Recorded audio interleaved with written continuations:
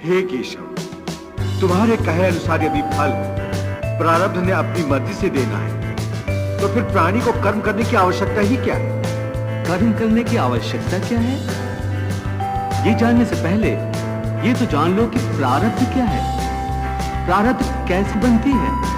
हे केशव, प्रारब्ध क्या है उसे जानने में क्या मुश्किल है? ये तो सीधी सी बात है कि जो भगवान की इच्छा है वही मनुष्य का प्रारब्ध होती है।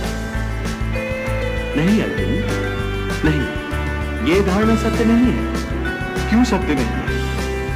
क्योंकि मैं किसी के प्रारब्ध नहीं बनाता, ना मैं किसी प्राणी के कर्म अथवा कर्म फल के हिसाब में दखल देता हूं। इसलिए प्राणी की प्रारब्ध बनाने में मेरा कोई हाथ नहीं होता। फिर कौन बनाता है प्राणियों का प्रारब्ध?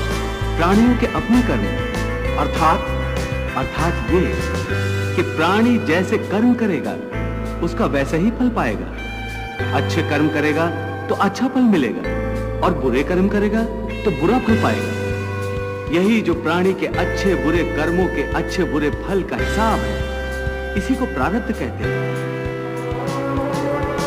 अपने पुण्य कर्मों के फलस्वरूप सुख और अपने पाप कर्मों के फलस्वरूप दुख प्राणी को इसी जन्म में या अपने अगले जन्म में भोगना ही पड़ता है, वो टल नहीं सकता।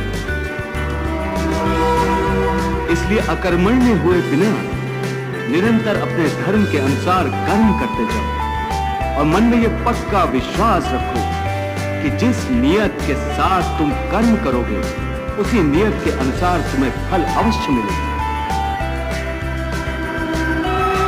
कर्म का यह अटल विधान है, इसमें कभी किसी के साथ अन्याय नहीं हो सकता।